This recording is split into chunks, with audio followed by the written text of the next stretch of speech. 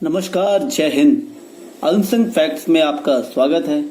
आइए हम देखते हैं अपनी पुरातन संस्कृति के धार्मिक विश्वासों में बदलाव और श्रद्धा ग्रंथों को।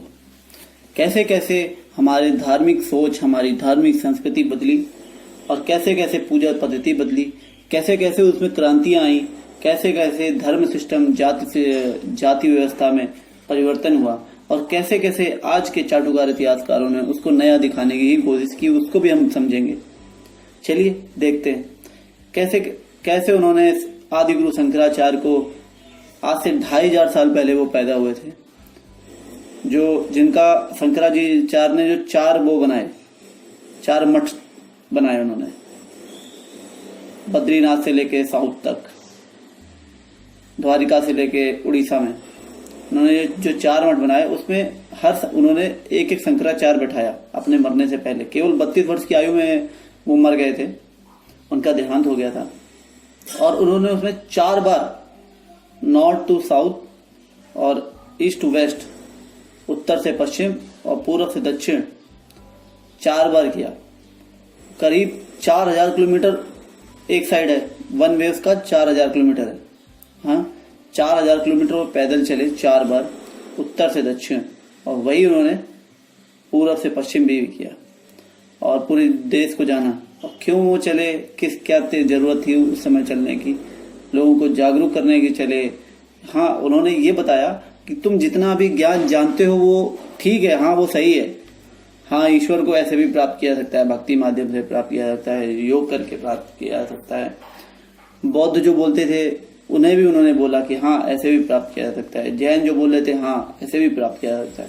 लेकिन केवल यही है ईश्वर को प्राप्त करना, या तुम्हारा ईश्वर को प्राप्त करना मतलब इन द सेंस कि यही जीव तत्व है या यही ब्रह्म तत्व है जो तुम बोल रहे हो, यही तरीका है, तो ये गलत है। इस पूरे ब्रह्मांड की शक्ति का जो जीव तत्व है, वो ब्रह्मांड के तत्व से तुम भी जुड़े हुए हो, तो तुम ही ब्रह्म तत्व हो और तुम ही जीव तत्व हो। ये उनका द्वैतवाद का था कि ब्रह्म तत्व, जीव तत्व, जो हमारे अंदर जीव है वही ब्रह्म तत्व है, उसको हम ब्रह्म तत्व ही बोल सकते हैं। ऐसा वो बोलते थे।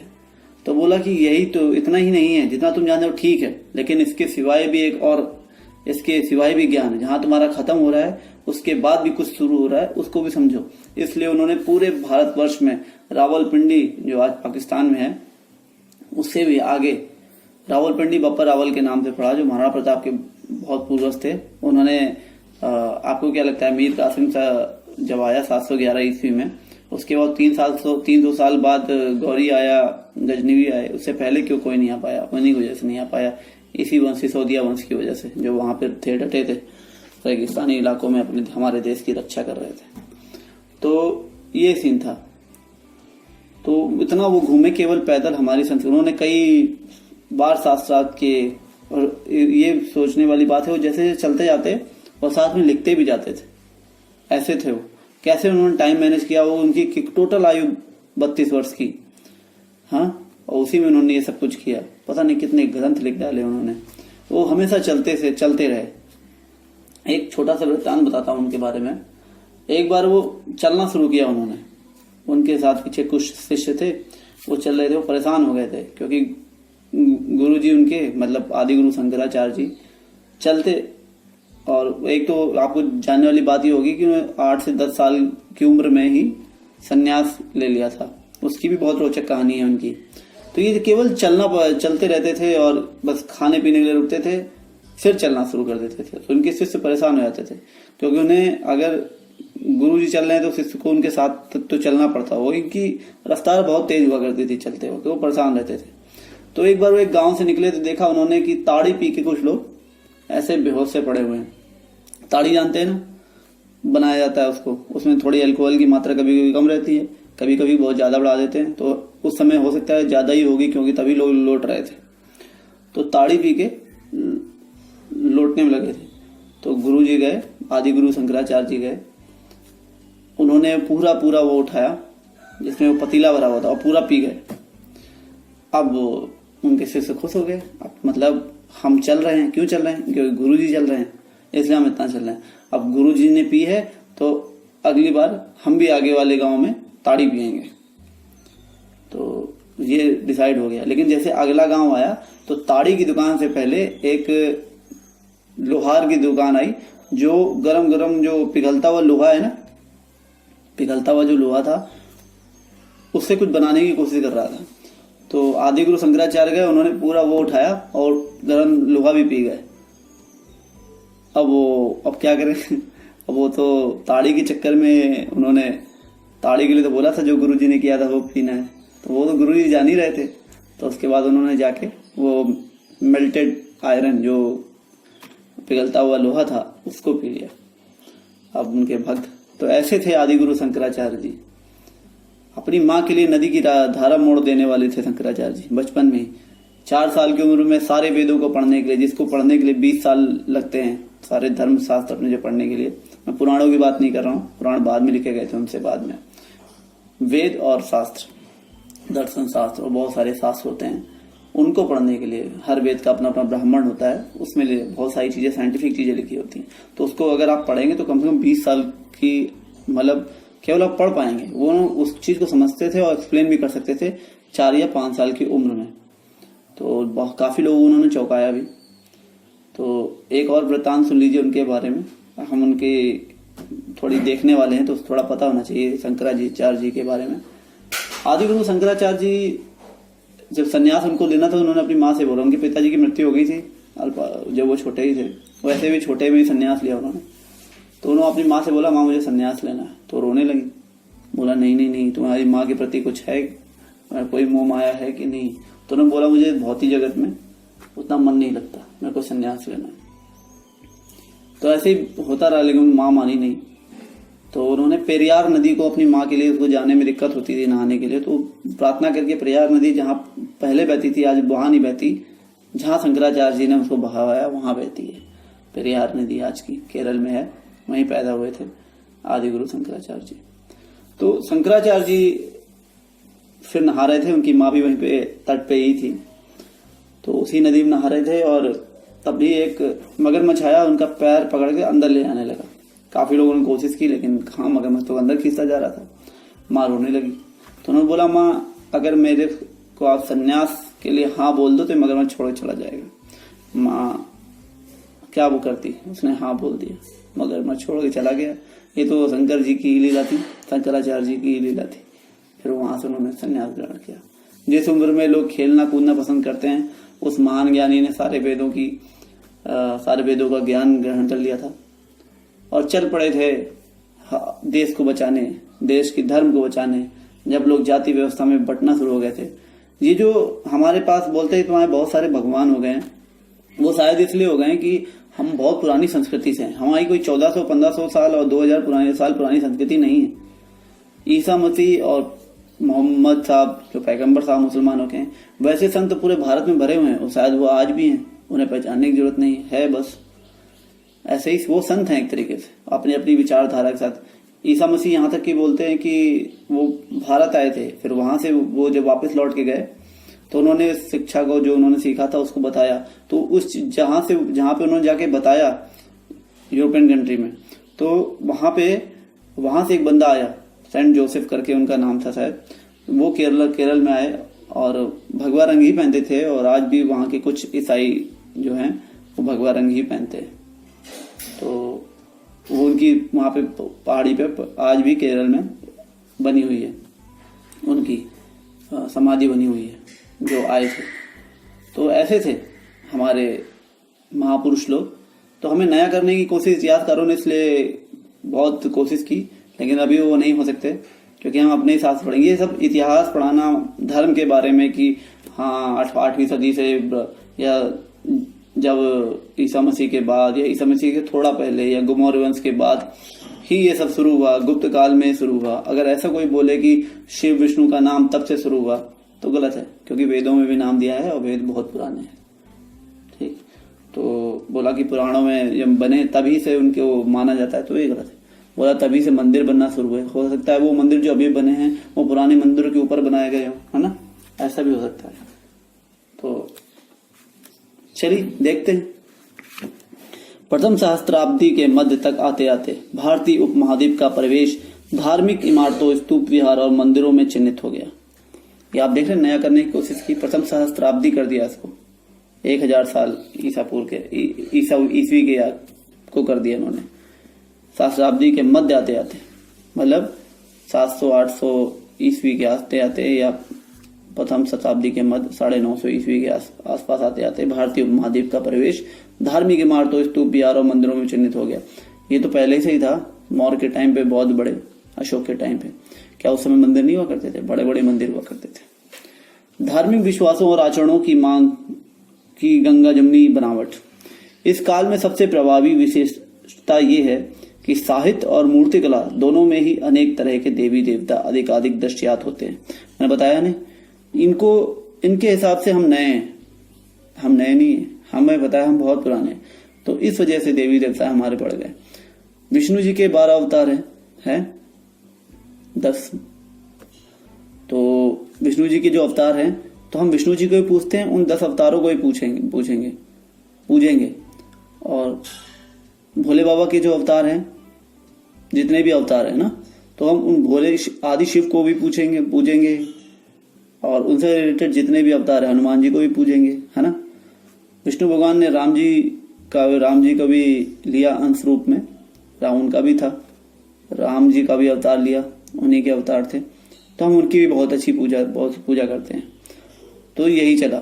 तो फिर उन्होंने जितनी देवी देवताएं हुई, तो उन्होंने देवी जैसे माँ दुर्गा हुई, तो इन्होंने इसकी पत्नी के रूप में जोड़ दिया ब्राह्मणों ने।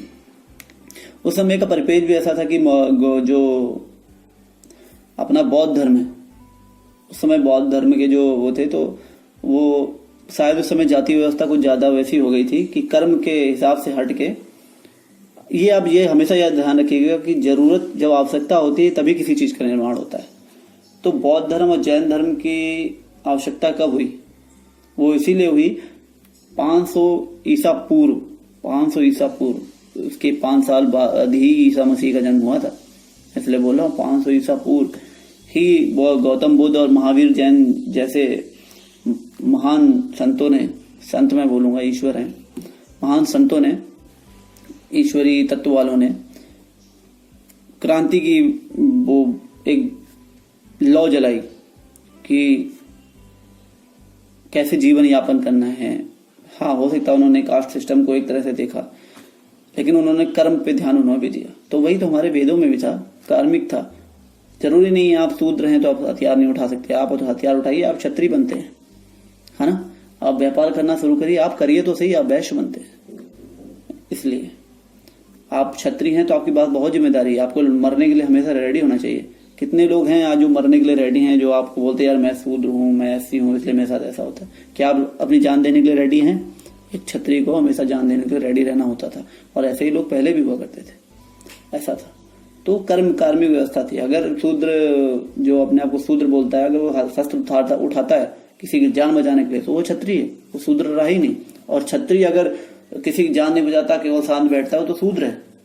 तो ऐसा वो एक गुण था, कार्मिक व्यवस्था एक गुण के हिसाब से थी, उसकी गुणों के हिसाब से बनाई गई थी, लेकिन धीरे धीरे वो कन्वर्ट हो गई थी।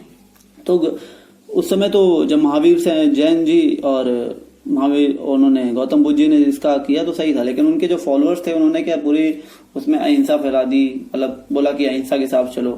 तो राज्य के लोग अहिंसक हों चलता है, लेकिन राजा अगर अहिंसा हो गया कि टैक्सी नहीं लूंगा मैं, चलो ठीक है जिसको जैसे जीना है, तो अव्यवस्था हो जाएगी। रोड कैसे बनेगी? कोई हम पे अटैक करेगा तो हम उससे लड़ेंगे कैसे? ऐसा है ना। ऐसी मेंटलिटी हो गई थी। हमें एक राजा ही तो चाहिए, कोई पड़ोसी विदेशी आके हम पे राज करे में कोई दिक्कत नहीं, लेकिन वो अपने राजा की तरह से ना होता है, वो काट के लूटेगा, आपकी इज्जत लूटेगा, आपके सामान को लूटेगा, है ना। वैसा हो गया था। तो एक नपुंसक टाइप के हो गए थे हम, ना तलवार जलाना भूल गए थे, अपनी आत्मरक्षा करना भूल गए थे, जो कि गलत बात है। तो अपने जो वेद बनाए हैं, जो सिस्टम बना था बहुत ही अच्छा बना हुआ था, लेकिन अब वही उसी पे प्रहार हो रहा था। तो उस समय ब्राह्मणों ने, उस समय की तत्कालीन स्थिति थी, तो इसलिए उन्होंने पुराणों की रचना करी। हाँ, थोड़ी बहुत हो सकता है हल्का फुल्का उसमें मिलावट हुई होगी, पूरे नहीं गए हैं, हल्का फुल्का मिलावट हुई, कहानियों को थोड़ा बढ़ा चढ़ा के लिखा होगा कि लोग आए, हिंदू धर्म के लोग जो भटक रहे हैं वो आए, उनको भी अच्छा लगे कि हाँ ये हमारे धर्म में रोचक कहानियां हैं। जैसे गौतम बुद्ध वाले बौद्ध धर्म में जातक कहानियां हैं, वैसे उन कहानियों को जो सुना के उन्होंने किया, तो हो सकता है इन्होंने भी ऐसे कुछ कहानियां मिक्स की, हो सकता है, मैं बोल रहा हूँ ना। तो आगे देखते हैं। इतिहासकार विष्णु, शिव व देवी को इसी काल में अनेक रूपों में व्यक्त किया है और इसी काल में इनका विस्तृत होना बताते हैं। इसी काल मतलब 8वीं से 18वीं सदी तक ये बता रहे हैं कि 8वीं सदी से ही इनकी स्टार्ट हुई या गुप्त साम्राज्य के बाद स्टार्ट हुआ, ऐसे करके। इससे पहले इतिहासकार बोलते हैं कि हाँ, किसी आदिवासी के यहाँ भी जैसे विष्णु भगवान की कुछ मूर्तियां आदिवासियों के यहाँ मिल रही है, तो वैसे ही पुरी के जगन्नाथ मंदिर में भी उसी स्टाइल में मिल रही है, लेकिन पूजा पद्धति और मानने का तरीका समन्वय में पाया जाता है। तो हाँ, वो विष्णु भगवान है। माता की मूर्ति पूरे भारत में पत्थर पे लाल सिंदूर लपेट के पूजा करी जा रही है, हाँ ये तो माता है, तो इस हिसाब से देखी जा रही है। उसको पूरा विस्तृत रूप मिला वो इस शताब्दी मिला। लेकिन अगर कोई ये कहे कि नहीं इसी शताब्दी में पैदा हुआ, ये नाम इसी शताब्दी में आया, तो गलत है, क्योंकि शिव, देवी और रुद्र का नाम, विष्णु जी का नाम वेदों में है, तो इस वजह से वो बहुत पुराने थे। पूजा पद्धति उनकी बहुत पुरानी थी, उनका तरीका बहुत पुराना था। हाँ, बहुत पुरानी संस्कृति थी, बहुत सारे अवतार हुए, इसलिए ये इतिहासकारों को मौका मिल गया कि वो हमें लपेट सके, नहीं तुम नए हो। तो उस हिसाब से हमें पढ़ना, हमें दोनों चीज देखनी है, ठीक। 20वीं सदी के समाजशास्त्री रॉबर्ट रेडफील्ड द्वारा एक कृषक समाज के सांस्कृतिक आचरणों का वर्णन करने के लिए महान और लघु जैसे शब्द मुद्रित किए गए। इन्होंने देखा कि किसान वही करता है जो उच्च वर्ग के लोग परंपरा करते थे। अभी इन्होंने इस रॉबर्ट रेडफील्ड ने बताया, 20वीं सदी का यह समाजशास्त्री था, कि भारत में जो किसान था वो वही करता था जो उच्च वर्ग के लोग करते थे, है ना। ऐसा कुछ नहीं है, जो कॉमन रीति रिवाज थे वो सारे करते थे, लेकिन उसने ऐसा लिखा, तो ये नॉलेज के लिए होना चाहिए कि इसने लिखा था। उसने क्या कर दिया, जो बड़े लोग करते थे महान बोल दिया, जो छोटे लोग करते थे लघु परंपराएं बोल दिया, तो जो कि गलत है एक तरीके से, कि जो तुच्छ भावना लाती हैं। पूजा प्रणालियों का समन्वय देख लेते हैं। वे इतिहासकार जो इस विकास को समझने का प्रयास करते हैं, उनका सुझाव है कि यहाँ कम से कम 2 प्रक्रियाएं कार्य थी। एक ब्राह्मण विचारधारा जो पुराणों और ग्रंथों की रचनाओं व संकलन पे आधारित थी। मैंने बताया ना, पुराणों की रचनाएं हुई थी ईसा मसीह के जन्म के आसपास या उससे थोड़ा पहले। वैसे इतिहासकारों का मानना है जो भी परंपराएं हैं भारतीय उपमहाद्वीप में, वह महान संस्कृत पौराणिक परिपाटी तथा लघु परंपरा के बीच हुए अविरल संवाद का परिणाम है। लघु परंपरा वही जो छोटे किसान जो परंपरा मानते थे उसे लघु बोल दिया है, महान किसे बोलती है, जो बड़े उच्च वर्ग के लोग मानते हैं, जबकि ऐसा कुछ नहीं है। एक क्षेत्र में जो भी परंपराएं होती हैं उस क्षेत्र में रहने वाले लोगों की संस्कृति होती है, वो छोटे बड़ा से ऐसा कुछ नहीं होता, वो तो हम जानते हैं। अगर कि अपने यहाँ बरगद की पूजा होती है तो उसे शूद्र जाति का भी कोई पैसा पूछता है और एक उच्च वर्ग की जाति का भी पूछता है। ऐसा नहीं होता कि शूद्र वाला उसको देख रहा है, उच्च वर्ग वाला पूछ रहा है, औरत पूछ रही तो मैं भी पूछूंगी। करवा चौथ अगर हम रह रहे हैं तो सब रह रहे हैं ना, ऐसा तो ना कि उसको देख के कोई रह रहा है, ऐसा कुछ नहीं है। हाँ, बेटी अपनी माँ से देख के सीख सकती है, कि वो सिखाना भी चाहिए, क्योंकि तो वो भी पैदा हुई ना। लेकिन जो साथ में रह रहा है वो साथ वाले को देख के नहीं करता, वो तो उसकी संस्कृति है, वो उसने अपने परिवार से सीखा, वो कॉमन संस्कृति है, तो इस हिसाब से हमें सोचना होगा। इतिहासकार पुरी के जगन्नाथ का उदाहरण देते, जैसे मैंने बताया था पुरीनाथ का। जनजातीय मूर्तियों एवं देश के अन्य भागों में ऐसी ही मूर्तियां मिलती हैं, ऐसी मिलने वाले विष्णु जी की मूर्तियां भिन्न पाई जाती हैं, लेकिन समन्वय पाया जाता है। ऐसा ही देवी माँ की मूर्तियों में भी समन्वय पाया जाता है, जो प्रायः सिंदूर से पोते हुए पत्थरों के रूप में ही होती थी, है ना। इन पौराणिक स्थानीय देवियों को मुख्य देवताओं की पत्नी के रूप में मान्यता दी गई। अब इन माँ को जिनके साथ नाम आया उनकी पत्नी के रूप में, मैक्सिमम वाले जिनके साथ नाम आया उनकी पत्नी घोषित कर दिया गया। उदाहरण के तौर में बौद्ध देवी मारीची की मूर्ति लगभग 10वीं शताब्दी बिहार में मिली है। मारीची की मूर्ति वो 10वीं शताब्दी बिहार की है। हो सकता है हम जहाँ रह रहे हैं उसके नीचे कई मंदिर दबे हो ना। ऐसी जब खुदाई होती है इतिहास बदल जाता है, ये हमेशा ध्यान रखिएगा कि यही जो आपने पढ़ लिया वही इतिहास, ऐसा नहीं है। सिंधु घाटी 4700 साल पुराना शिवलिंग ईरान में मिला है, क्या बोलेंगे, इतिहास चेंज हो गया ना, कि 4700 साल पहले भी शिवलिंग था, चेंज हो गया, ऐसा ही है। इन पौराणिक देवियों का मुख्य देवताओं की पत्नी के रूप में मान्यता दी गई है। उदाहरण में बताया आपको बौद्ध देवी और मारीची की मूर्ति। मारीची की मूर्ति है, वो लगभग 10वीं शताब्दी बिहार से मिली है। ये विभिन्न धार्मिक विश्वासों और क्रियाकलापों के एकीकरण की प्रक्रिया का उदाहरण देती है। भेद और संघर्ष को देखते हैं इन दोनों में। अधिकांश देवी पूजा को तांत्रिक नाम से जाना जाता है। जो माँ की पूजा थी वैसे अपनी संस्कृति में है, इन्होंने लिख दिया अधिकांश देवी पूजा को तांत्रिक। हाँ, ऐसी बहुत सारी कुल देवियां किसी की होती हैं, लोकल देवियां होती हैं लोगों की। लोकल मतलब किसी गांव की खुद की देवियां होती हैं जो तांत्रिक नामों से जानी जाती हैं, और उनकी जो पूजा पद्धति है वो थोड़ी तांत्रिक टाइप की होगी, सब नहीं कर पाते। जैसे बोलते हैं ना, बंगाल में बोलते हैं मैंने यक्षिणी सिद्ध कर लिया, ऐसा करके, ऐसा कुछ। हाँ, तो वो भी उनके लिए कुल देवी माँ की तरह है। यह पूजा पद्धति उपमहाद्वीप के कई भागों में प्रचलित थी। इसके ये देश जो है कई भागों में प्रचलित थी, मतलब ये देश एक संस्कृतियों का एक समुंदर है। आप किसी एक संस्कृति को उठा के पूरे देश की परिभाषा नहीं बना सकते, जो इतिहासकारों ने कई बार करने की कोशिश की है ना। किसी एक यूपी के किसी एक गांव के कुल देवता की कहानी आप उठा के पूरे देश में नहीं बोल सकते नहीं, यहाँ पे विष्णु भगवान की पूजा नहीं होती है, यहाँ तो केवल इसी भगवान की पूजा होती है। गलत। ये पूरी संस्कृति का समन्वय है। यहाँ पे सबका सम्मान हुआ है। यहाँ पे संतों की तो वैसे ऐसे लोगों की है जिन्होंने उस साइंस को समझा है कि ईश्वर को कैसे, उस जीव तत्व को कैसे पहचाना जा सके। इसलिए हम इतने सक्सेसफुल है, हम समझ सकते हैं। आप नहीं समझ सकते इसका मतलब, अगर जो आपको नॉलेज नहीं है इसका मतलब नहीं है कि वो चीज है नहीं, ये भी पता होना चाहिए। यह पूजा पद्धति उपमहाद्वीप के कई भागों में प्रचलित थी। इसके अंतर्गत स्त्री और पुरुष दोनों ही शामिल हो सकते थे। वर्ग तथा वर्ण भेद की अवहेलना की जाती थी। इस पद्धति के विचारों में बौद्ध एवं शैव दर्शन को भी प्रभावित किया। समझ आया? बौद्ध धर्म क्यों आया? हो सकता है वो जाति कास्ट सिस्टम का कार्मिक रूप से हटके जातीय रूप ले लिया उसने। शैव दर्शन को भी, ये एक और चीज है, इतिहासकारों ने शैव धर्म और वैष्णव धर्म लिखने के, धर्म नहीं है, ये संस्कृतियां हैं। मैं खुद भोले बाबा को मानता हूँ तो विष्णु भगवान को भी मानता हूँ। तो आप ऐसा नहीं बोल सकते कि अगर मेरे को आपने शिव भगवान के मंदिर में फोटो मेरी खींच ली और बोले तो ये शैव धर्म वाला है, मैंने विष्णु भगवान में खींच ली तो वैष्णव धर्म। हमारे यहाँ ऐसा कुछ नहीं, हम सबको पूछते हैं। ये इतिहासकारों को पता होना चाहिए। खास तौर से उपमहाद्वीप के उत्तरी और दक्षिणी भागों में बौद्ध और शैव धर्म प्रभावित हुए। आगामी सहस्त्राब्दी में इन समस्त विश्वासों और आचारों का वर्गीकरण हिंदू के रूप में हुआ। इन्हीं सारी संस्कृतियों को जोड़ के हिंदू नाम दिया गया। यदि हम वैदिक और पौराणिक परंपरा के बीच तुलना करें तो ये विषमता और अधिक स्पष्ट रूप से उभर कर आती है। मैंने जैसे बताया, वेद बहुत ही ज्यादा पुराने हैं और पुरान नए हैं। वो मौर्य काल के हो सकते हैं, वो गौतम बुद्ध के टाइम के हो सकते हैं, लिखना शुरू हुए हों, बहुत सारे हैं ना। तो ऐसा नहीं है कि दिन में लिख दिए होंगे, हो सकता है ईसा मसीह के पास तक लिखे गए हों, वहां तक उसे इतने टाइम तक 1000 ईसा पूर्व से लिखना शुरू किया हो, ऐसा भी हो सकता है। वैदिक देवकुल के अग्नि, इंद्र और सोम जैसे देवता पूरी तरह गौड़ हो गए। गौड़ मतलब ज्यादा होने लगी। और साहित्य व मूर्तिकला दोनों में ही उनका निरूपण नहीं दिखता। हालांकि वैदिक मंत्रों में विष्णु, शिव और देवी की झलक मिलती है। इसकी तुलना, मैंने बोला ना, कोई अगर बोले कि केवल पुराणों में विष्णु, शिव और देवी माँ है, ऐसा नहीं है, वेदों में है।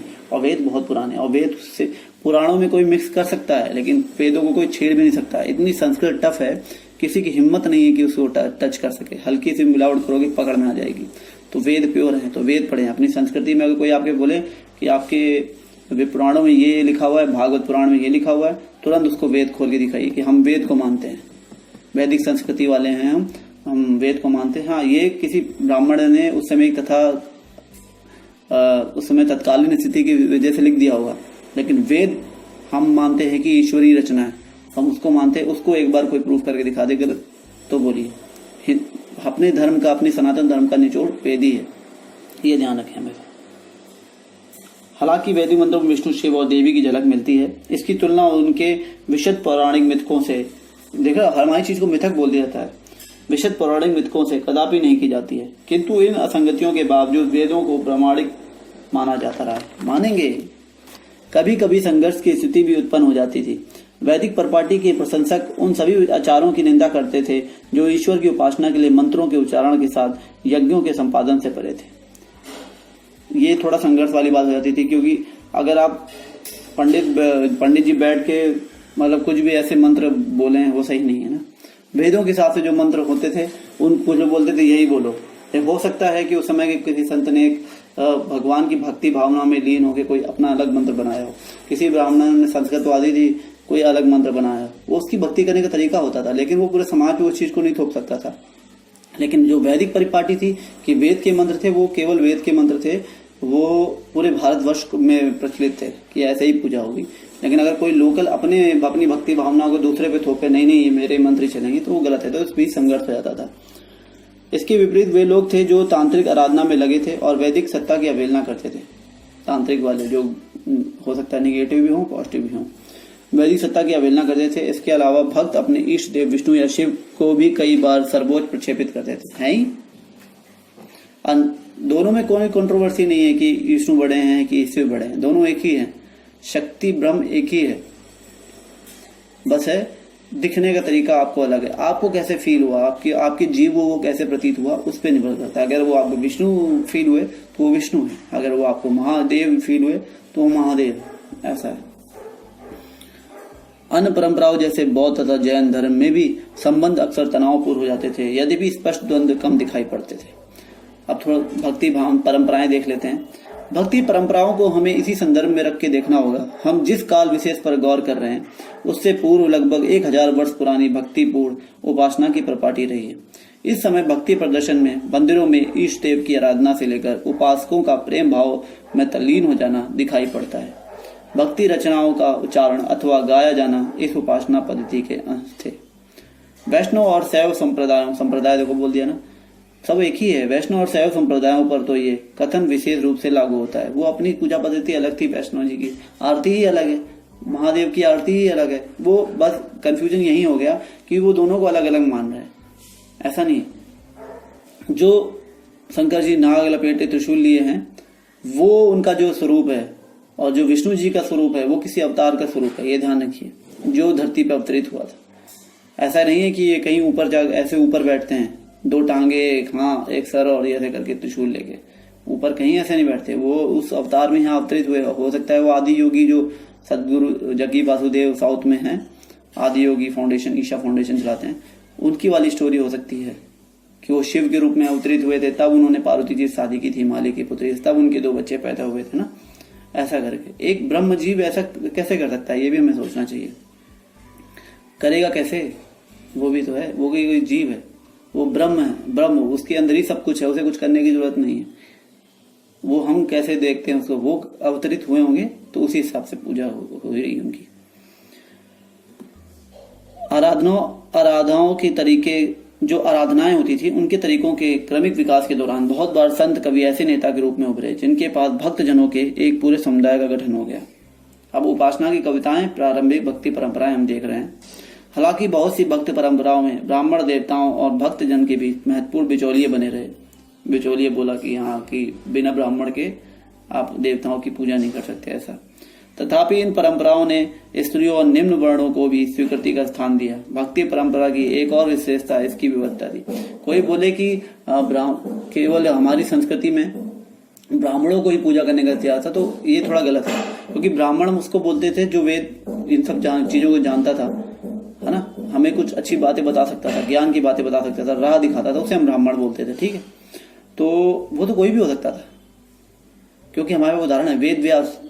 आज की अगर आप बोले तो SC/ST थे, वाल्मीकि जी SC/ST थे ना, महान पंडित, उन्होंने रामायण लिखी, एक ने महाभारत लिखी। ऐसी बहुत सारी माताएं हैं जिन्होंने भी ऐसे हमारे शास्त्र लिखे हुए हैं। तो ऐसा नहीं है वो उन्होंने पढ़ा तो ब्राह्मण हो गए, ऐसा सोचना है। ऐसा नहीं है कि निम्न वर्ण थे और उच्च वर्ण, ऐसा कुछ था ही नहीं। अगर आप वेद और शास्त्रों की बात कर रहे हैं तो आपने पढ़ा आप ब्राह्मण हो गए, आपने शस्त्र उठाया आप क्षत्रिय हो गए, ऐसा था। शस्त्र उठाया किसी को बचाने के लिए। तब दूसरे स्तर पर धर्म के इतिहासकार भक्ति परंपरा को 2 मुख्य वर्गों में बांटते हैं, सगुण जो विशेषण सहित होता है और निर्गुण जो विशेषणहीन होता है ना। सगुण भक्ति धारा, निर्गुण भक्ति धारा चलता है। प्रथम वर्ग में शिव विष्णु तथा उनके अवतार व देवियों की आराधना आती है जिनके मूर्त रूप में अवधारणा हुई। निर्गुण भक्ति परंपरा में अमूर्त निराकार ईश्वर की उपासना की जाती थी। अब देख लेते हैं तमिलनाडु के अलवर और नयनार संत। प्रारंभिक भक्ति आंदोलन लगभग 6वीं शताब्दी। अलवारों जो विष्णु जी की पूजा करते थे और नयनारों जो शिव भक्त के नेतृत्व में शिव जी की पूजा करते थे, वे एक स्थान से दूसरे स्थान पर भ्रमण करते हुए तमिल में अपने इष्ट की स्तुति में भजन गाते थे। ये भी बहुत अच्छा तरीका था, ईश्वर को उसी में मिल जाना, घुल जाना, जैसे आज इस्कॉन टेम्पल वाले करते हैं। अपनी यात्राओं के दौरान अलवर और नैनार संतों ने कुछ पावन स्थलों को अपने इष्ट का निवास स्थल घोषित किया। इन्होंने घोषित नहीं किया कि इन्होंने घोषित किया तो वहां पूजा होने लगी, वो खुद वहां पे गए, वो वहीं जाके क्यों उन्होंने घोषित किया, ऐसा नहीं है, गलत है। वो वहां पे इसीलिए गए कि वहां पे वो पॉजिटिव एनर्जी थी, उनको घोषित करने की जरूरत नहीं थी, क्योंकि वो भी किसी गुरु के शिष्य होंगे, तब उन्हें पता चला होगा। उन्हीं स्थलों में बाद में विशाल मंदिरों का निर्माण हुआ, वे तीर्थ स्थल माने गए। संत कवियों के भजनों को इन मंदिरों में अनुष्ठानों के समय गाया जाता था और साथ ही संतों की प्रतिमा की भी पूजा होती थी। हमारे यहाँ गुरु की पूजा होती है, आप जानते हो। जाति के प्रति दृष्टिकोण। कुछ इतिहासकारों का यह मानना है कि अलवर और नैनार संतों ने जाति प्रथा व ब्राह्मणों की प्रभुता के विरोध में आवाज उठाई। कुछ हद तक ये बात सत्य प्रतीत होती है, क्योंकि भक्ति संत विविध ब्राह्मणों के विरोध में नहीं आवाज उठाई। उन्होंने उस कर्म के विरुद्ध आवाज उठाई कि केवल तुम्हारी सत्ता है पूजा करना। गलत। वैदिक कार्मिक बात बताता है, वैदिक वेद बताता है कि अगर आप पढ़ रहे हो, आप ज्ञान की बात पढ़ रहे हो, ज्ञान पढ़ाना चाहते हो तो आप ब्राह्मण हो, है ना। तो उस चीज के विरोध उठाया, तो हमें अब तोड़ने वाली बात हो गई। क्योंकि भक्ति संत विविध समुदायों में से थे, जैसे ब्राह्मण, शिल्पकार, किसान और कुछ तो इन जातियों से आए थे जिन्हें अस्पृश्य माना जाता था। ये किसमें आए थे? अलवर और नैनार जो साउथ वाले थे, उनमें भक्ति संत इन्हीं जातियों के थे जिन्हें अस्पृश्य माना जाता। तो इसी चीजों को उन्होंने दिखाया ना कि ये पहले हम ऐसे रहते थे तो आज भी हम ऐसे ही रहेंगे। अलवर और नैनार संतों की रचनाओं को वेद जितना महत्वपूर्ण बताकर उस परंपरा को सम्मानित किया गया। उदाहरण, संतों के मुख्य काव्य संकलन नलरिया दिव्य प्रबंधन का वर्णन तमिल वेद के रूप में किया जाता था। इस तरह ग्रंथ का संस्कृत के चारों वेदों जितना बताया, इन जो ग्रंथ था, ये ग्रंथ था नलरिया दिव्य प्रबंधन। नलरिया दिव्य प्रबंधन ये जो ग्रंथ था, जो संस्कृत के चारों वेद है, वो चारों वेद ऐसा नहीं संस्कृत के चारों वेद है, वो तमिल में भी उतने ही फेमस थे। तो बोला कि हाँ ये इनके ही तरह पुण्य है और इन पे विश्वास किया जा सकता है, पवित्र है। स्त्री भक्त, इस परंपरा की अब स्त्री भक्त के बारे में जान लेते हैं, जो स्त्री भक्त कैसे हुए। इस परंपरा की सबसे बड़ी विशेषता इसमें स्त्रियों की उपस्थिति थी। उदाहरण तौर में आप ले लो, अंडाल नामक अलवार स्त्री के, अलवर जो विष्णु जी की पूजा करते थे, भक्ति गीत व्यापक स्तर पर गाए जाते थे, आज भी गाए जाते हैं। अंडाल खुद को विष्णु की प्रेयसी मानकर अपनी भक्ति को छंदों में व्यक्त करती थी। एक और स्त्री थी, शिव भक्त थी, करईकाल अम्मियार ने अपने उद्देश्य प्राप्ति हेतु घोर तपस्या का मार्ग अपनाया। जो शिव जी के हैं, पलथी मारी बैठो, घोर तपस्या करो, दुनिया से कोई मतलब नहीं।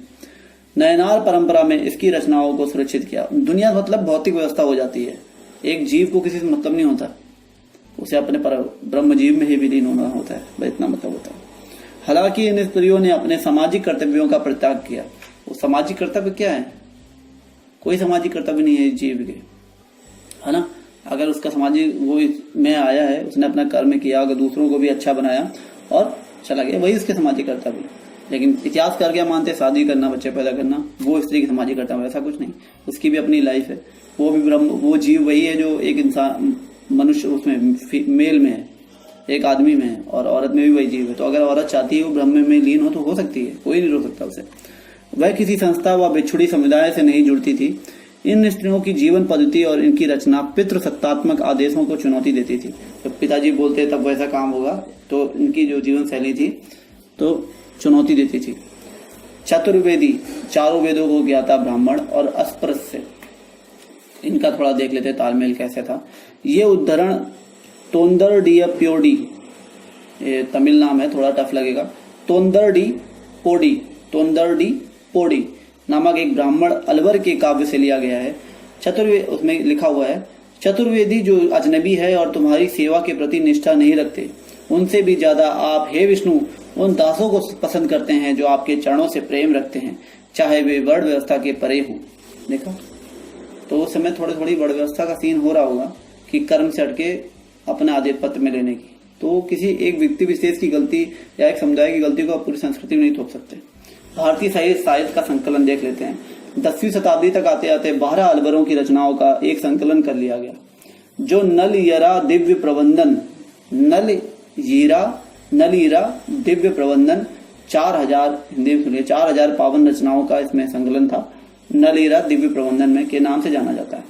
10वीं शताब्दी में ही अपार संबंदर और सुंदरार की कविताएं, 10वीं शताब्दी में ही अपार सबंदर और सुंदरार की कविताएं तवरम नामक संकलन में रखी गई, जिसमें कविताओं का संगीत के आधार पर वर्गीकरण हुआ। एक राक्षसी क्या है उसके बारे में देख लेते। एक राक्षसी है, एक राक्षसी, ये उदाहरण कराई कलाल अम्मियार की कविता से लिया गया है। ये कराई कलाल अम्मियार जो शिव भक्त थी ना, नयनार औरत है, कराई काल अम्मियार, इनकी कविता से लिया गया है एक राक्षसी, जहां वे स्वयं का वर्णन कर रही हैं, खुद को बता रही हैं। राक्षसी फूली हुई नाड़ियों वाली, बाहर निकली आंखें, सफेद दांत और भीतर धसा पेट, लाल केश और आगे निकले दांत, लंबी पिंडली की नली जो टखनों तक फैली हुई है। वन में विचरते समय चीखना और क्रंदन ये अलंकुट का वन है जो हमारे पिता शिव जी का घर है। वह नृत्य करते हैं, उनके जटाजूट आठों और बिखर जाते हैं, उनके अंग शांत हैं। ये कराई काल अम्मियार की 12वीं शताब्दी में निर्मित कांच की मूर्ति है। हो सकता है वो उससे बहुत पहले निर्मित की गई हो, उसको एकदम से कोई नहीं आती। और ये कराई काल अम्मियार जो है वो हो सकता है बहुत पुरानी हो, लेकिन उनकी मूर्ति 12वीं शताब्दी में मिली तो और पुरानी होंगी। तो ऐसी मूर्तियां और भी होंगी, लेकिन कांच की मूर्ति मिली इनकी कराई काल अम्मियार की। ये सिद्ध नहीं करता कि वो उसी शताब्दी की थी ना। मूर्ति बनी तो हो सकता है उससे पहले भी बनी हो। तो धार्मिक विश्वासों के बदलाव और श्रद्धा ग्रंथ में इतना ही। आगे देखेंगे राज के साथ संबंध। ठीक है, जय हिंद, नमस्कार।